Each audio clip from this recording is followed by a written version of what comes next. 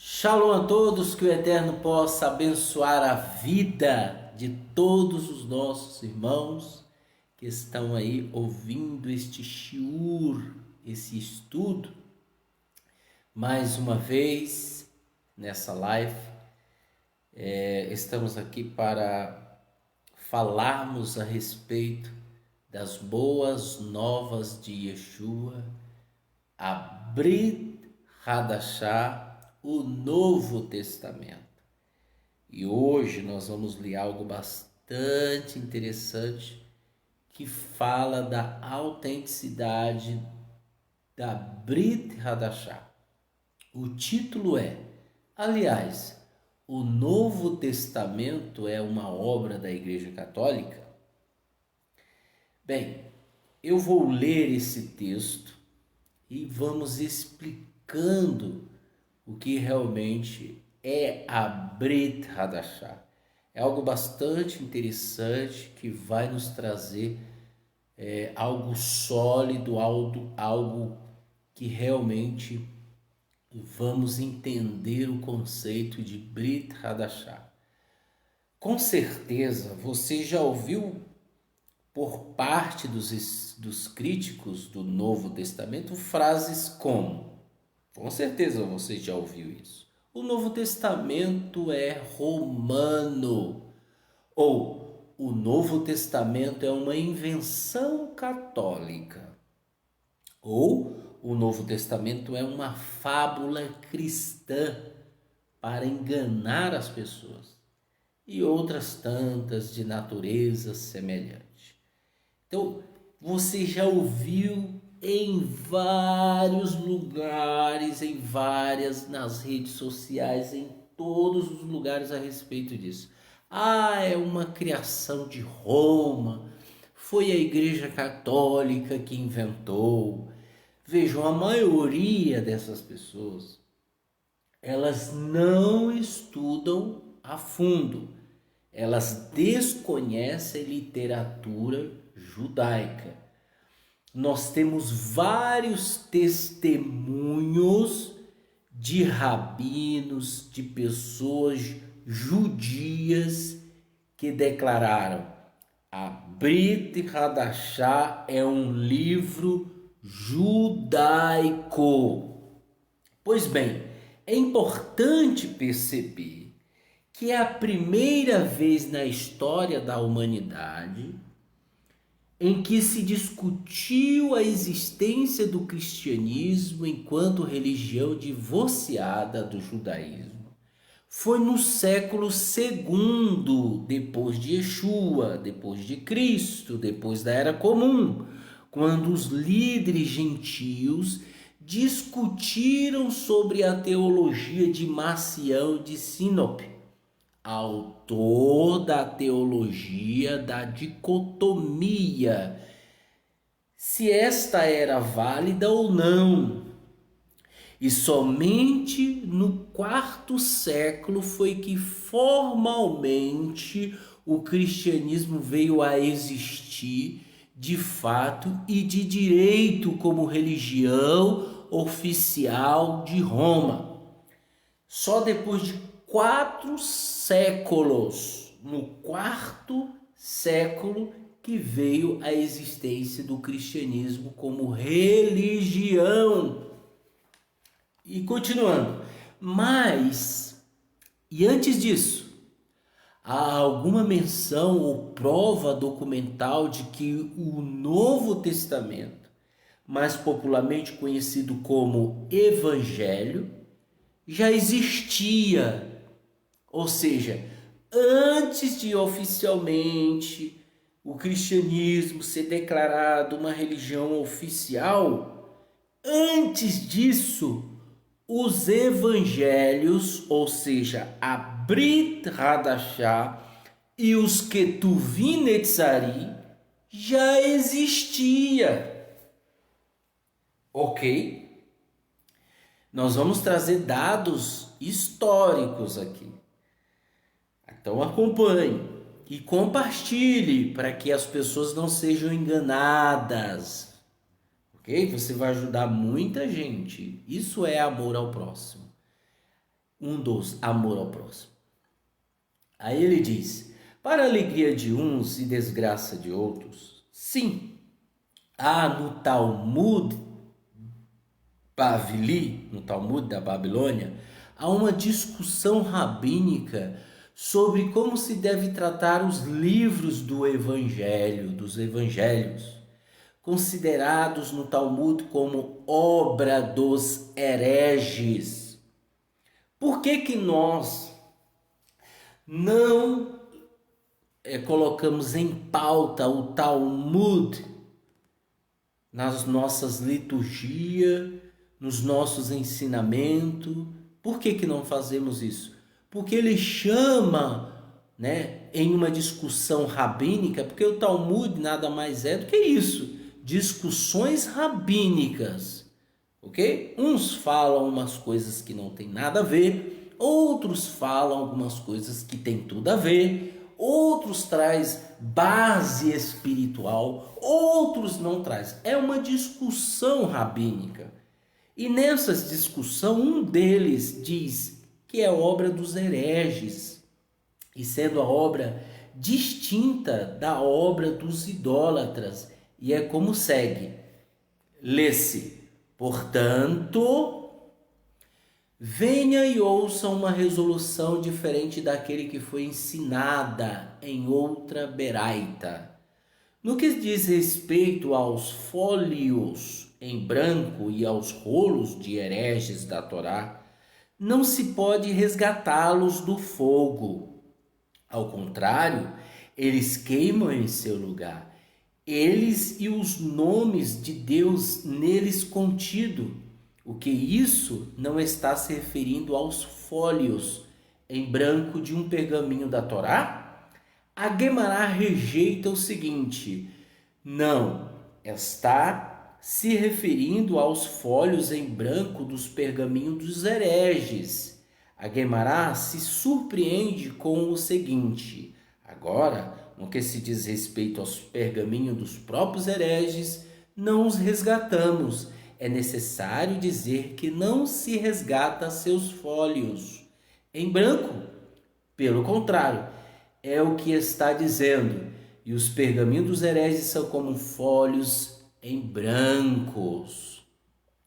Pergaminho dos hereges é o que? Ele está se referindo a Brit Hadashah. A propósito dos pergaminhos dos hereges, a Guemará analisa o assunto em si, no que diz respeito aos fólios em branco e aos pergaminhos dos hereges na Torá. Não é possível resgatá-los do fogo. O rabino Yosei diz: durante a semana, alguém corta os nomes de Deus nelas contido, os enterra e queima o resto. O rabino Tarfo disse sobre a forma de juramento: enterro meus filhos se não fizer o seguinte, que se esses livros entrarem em minha posse, eu os queimarei e os nome neles contido, como se uma pessoa os estivesse perseguindo com a intenção de matá-los, e uma cobra se apressando em mordê-lo. Alguém entra em uma casa de idolatria e não entra na casa dos hereges? A razão é que esses hereges estão cientes da grandeza do Criador manifestada na Torá e em suas mitzvot. E, no entanto, mitzvot é mandamentos ou instruções, negam a existência de Deus, enquanto esses idólatras não estão conscientes. E é por isso que negam a existência de Deus. E com relação aos hereges, o versículo diz: e atrás da porta e do batente da porta você guarda sua memória. Isaías 57, 8. Embora se lembrem da palavra de Deus, tratam-na com desprezo, como se os lançasse atrás da porta. Continuando, isso é o que o Talmud fala. O rabino Ismael disse: o fato de que os nomes de Deus nos pergaminhos dos hereges, ele está se referindo a Brit Hadashah, os Ketuvim Netzarim, os escritos nazareno, possam ser queimados, pode ser derivado de uma inferência de fortiori, assim como para fazer as pazes entre o marido e sua mulher. A Torá diz: meu nome que foi escrito em santidade será apagado na água, no âmbito da aprovação do sotá, da sotá. Estes, os hereges que impõem ciúmes, ódio e conflito entre o povo judeu e seu Pai Celestial, tanto mais que é apropriado apagar os nomes de Deus por causa deles. E com relação aos hereges, Davi disse: porque odeio aqueles que te odeiam, Deus, e luto contra os que se levantam contra tu. Eu os odeio como o maior ódio, eles se tornaram inimigos para mim. Salmo 139, 21, 22. E assim como eles, os pergaminhos dos hereges não são resgatados do fogo, nem de um deslizamento de pedras, nem da água, nem de qualquer outro assunto que os destrua. E isso é o que está contido no Talmud Bavili, no Talmud babilônico. Yosef Bar Hanim levantou um dilema perante o Rabino Abahu com relação a esses livros da casa de Abidã. Alguém os resgata do fogo e não os resgata? Havia textos sagrados judaicos naquela casa que eram usados em debates de discussões sobre as questões de fé. O Rabino Abahu não deu uma resposta clara, mas disse sim e não. E o assunto era incerto para ele. Rav não iria à casa de Abidã para conversar, e ainda mais não iria à casa de Nitzefei, o templo do fogo persa. Shemuel, ele não foi à casa de Nitzefei, mas à casa de Abidã. Os estudiosos gentios disseram a Rava: por que você não veio à casa de Abidã? Ele evitou a pergunta deles com uma desculpa e disse: há uma certa palmeira na estrada e isso dificulta o caminho para mim. Disseram-lhe, vamos arrancá-lo. Ele lhes disse: no entanto, o poço resultante em seu lugar será difícil para mim. Mar Bar Yosef disse: eu sou um deles, somos amigos e não o temo. Mas ainda assim, uma vez ele foi e discutiu com eles e eles tentaram pôr em perigo sua vida. O Rabino Meir chamaria os escritos cristãos, os Evangelium, a folho perverso, Avenguignon. O Rabino Yohanan chamou de folio pecaminoso, Avongion. A Gemara relata: Ima Shalom, esposa de Adib Himnon Eliezer, era irmã de Rabban Gamiel. Havia um filósofo cristão na vizinhança que disseminou sobre si reputação de não aceitar subornos. Eles queriam zombar dele e revelar sua verdadeira natureza. Em particular, ela lhe deu uma lâmpada de ouro e ela e o irmão vieram antes dele, aproximando-se dele como se tivesse buscando julgamento. Ela disse ao filósofo: quero compartilhar da herança de meu pai. Ele lhe disse: dívida. Rabban Gamiel disse-lhe: está escrita em nossa Torá, em uma situação em que há um filho, a filha não herda. O filósofo disse: desde o dia em que você foi exilado de sua terra, a Torá de Moshe foi retirada de Yavon Gion, foi dada em seu lugar. Está escrito no Avon Gion: um filho e uma filha herdarão da mesma forma. E isso é o que está escrito, gente. Eu estou lendo para que vocês entendam. No dia seguinte, Rabban Gamiel trouxe o filósofo em um burro líbio. Posteriormente, Rabban Gamiel e sua irmã foram perante o filósofo para o julgamento. Ele lhe disse: eu procedi e li até o final do Avon Gilaion.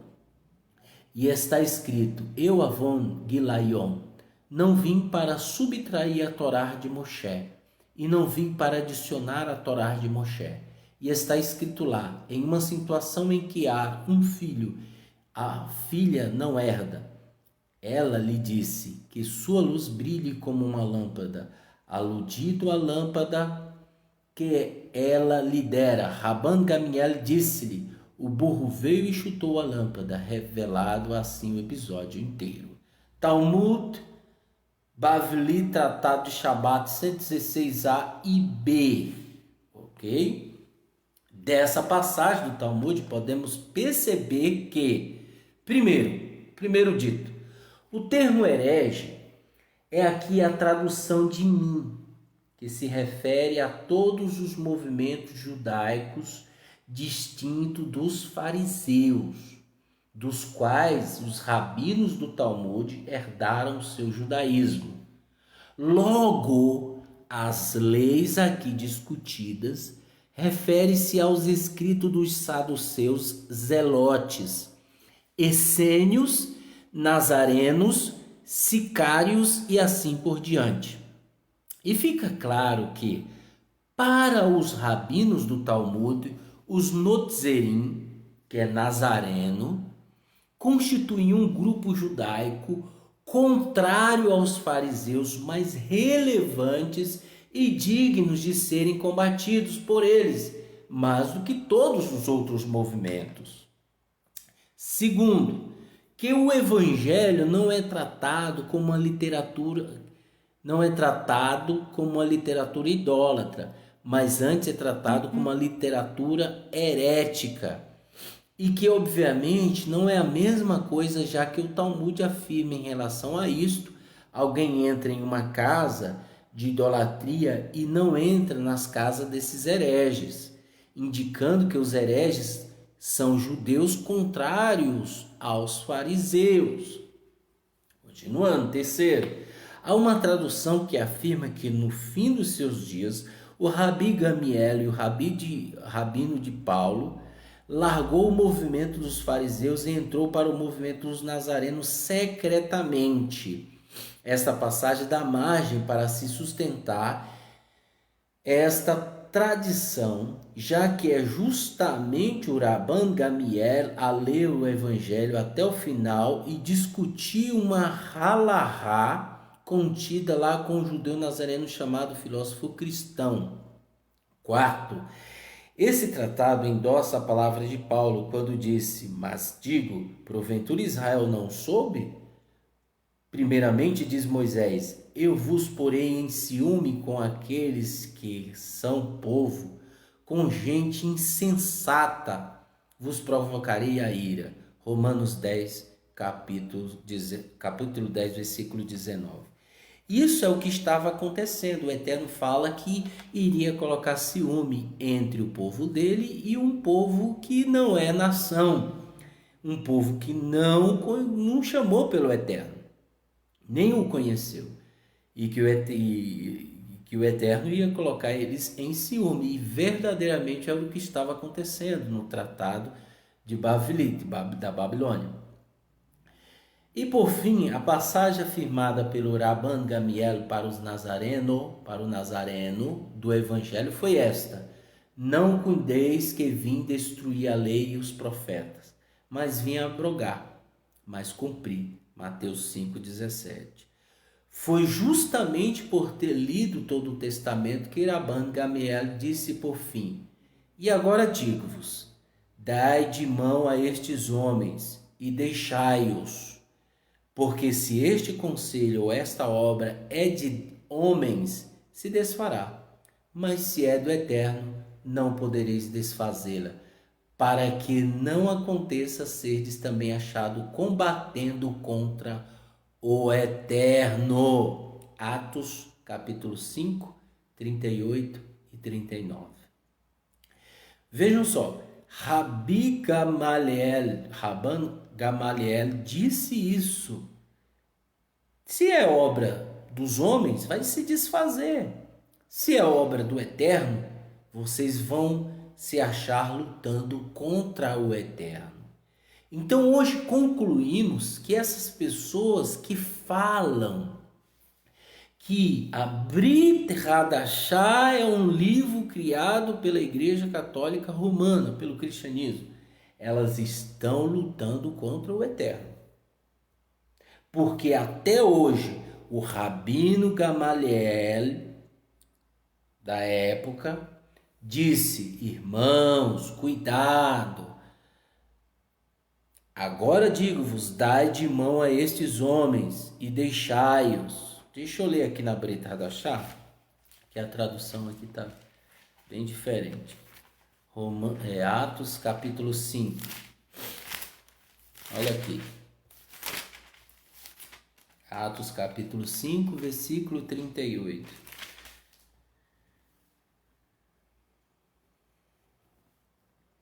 Olha só. Depois disso, Yehudá Galileu liderou uma rebelião. 38, está aqui. Portanto,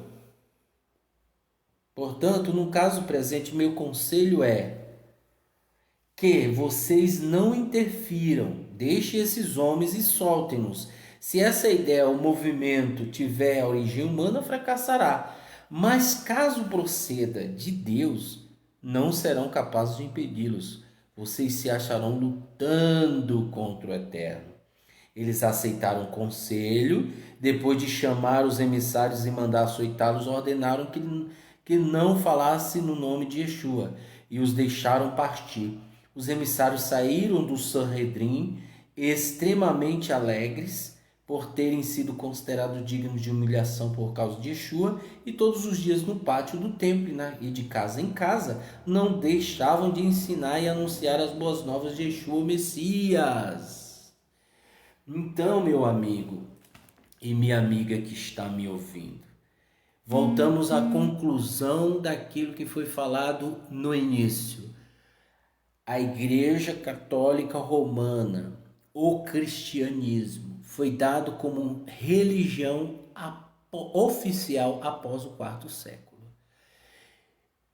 Após o quarto século, eles subtraíram os ensinamentos, os Ketuvim Netzarim, a Brit Hadashah, o Novo Testamento, e se apropriaram dos escritos. Ou seja, então, antes do cristianismo ser uma religião oficial, já se usava os escritos do judaísmo nazareno, os Ketuvim Netzarim e a Brit Hadashah. Então concluímos que a Brit Hadashah não é um livro da Igreja Católica Romana, não é um livro do cristianismo, é um livro judaico, um livro de judeus nazarenos, ok? Mas, acima de tudo, esta intrigante passagem do Talmud vem a nos ensinar que o Novo Testamento é, sem dúvida nenhuma, uma literatura judaica, produzida por judeus e lida do começo ao fim pelo Rabi Gamaliel, o rabino de Paulo. E é por isso que Yeshua salvou Paulo daquela religião. Então concluímos aqui, no pequeno estudo, que a Brit Hadashah não é um livro de Roma. Ok, meus irmãos? Que o Eterno abençoe a todos grandiosamente, compartilhe e divulgue isso para as pessoas que estão precisando entender, porque existe muita gente que desconhece as Escrituras, que desconhecem assuntos históricos, que desconhecem assuntos acadêmicos do judaísmo e ficam falando asneira na internet. Que o Eterno abençoe a todos em nome de Yeshua Mashiach, Beshem Yeshua Mashiach. Amém.